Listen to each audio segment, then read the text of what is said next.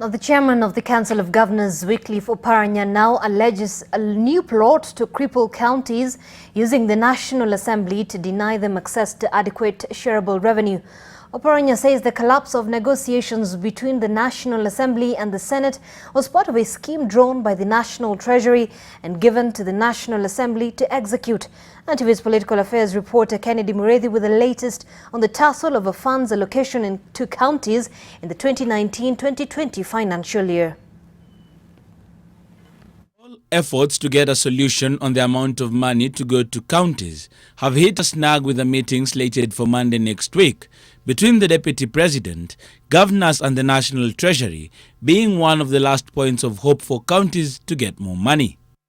The chairperson of the Council of Governors has come under fire for having led a number of governors to the Deputy President's residence for talks on the issue, yet there was a collective decision by governors not to attend the Intergovernmental Budget and Economic Council meeting. There was no IBEC meeting yesterday. What was there is that the Deputy President invited me as chair of the Council of Governors, and when he invited me, I decided to go with few governors. Governors are of the view that the national government is taking them for a ride and is not keen on empowering counties with the requisite funds to handle their functions. One of the issues that has come up so far is concern about corruption in counties. This is a language that is being used to deny counties money.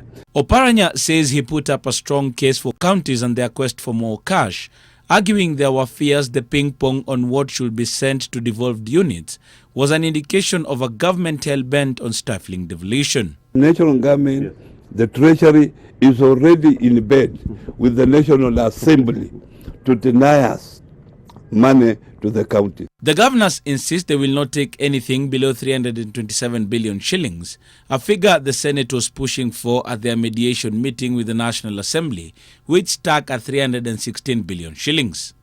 We thought we could... Governor Oparanya also says if a referendum is to be held, they would push for an autonomous system that does not require the input of the National Assembly in deciding how much goes to counties. Kennedy Mureithi, NTV.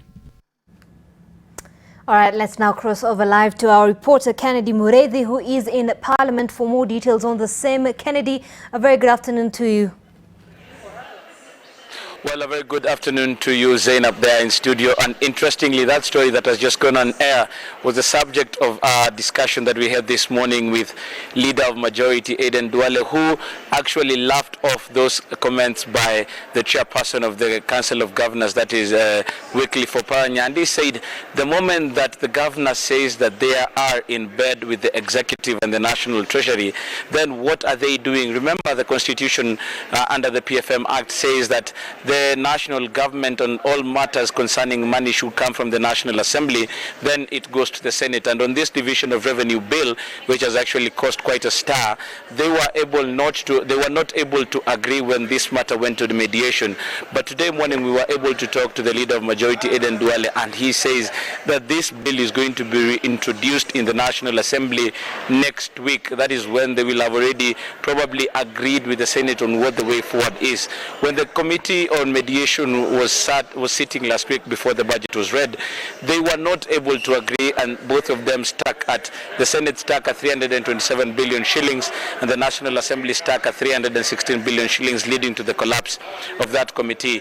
But what Duale assures us today is that they will be able to agree before this bill is republished next week. And whether they will be able to agree then is also another subject matter that probably is going to be going forward. Remember also, this coming Monday, the Deputy President, William Ruto, and the Council of Governors will be sitting again at his current residence, where they will be talking on the same matter with regards to how much money should be going to counties. If they do agree, then it will form the basis for the bill that will be reprinted and reintroduced in the National Assembly, because this matter on money has actually become a thorny issue. When yesterday the Governor for Kakamega, who is also the chairperson of the COG spoke to one of our own, Oko Okusa, he said that at the beginning their proposal was that counties get 344 billion shillings before you add the conditional grants and all these other monies. But then again, the Commission for Revenue Allocation revised that money to come to 335 billion, and this is factoring a 6.9% inflation rate.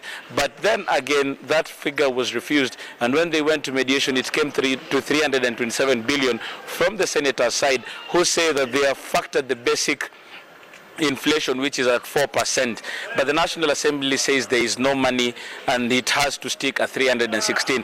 It is an ongoing conversation that we are yet to see whether the bill that will be reintroduced in the National Assembly next week will have factored in all these other aspects, and they will have already agreed on what the way forward will be. Zainab.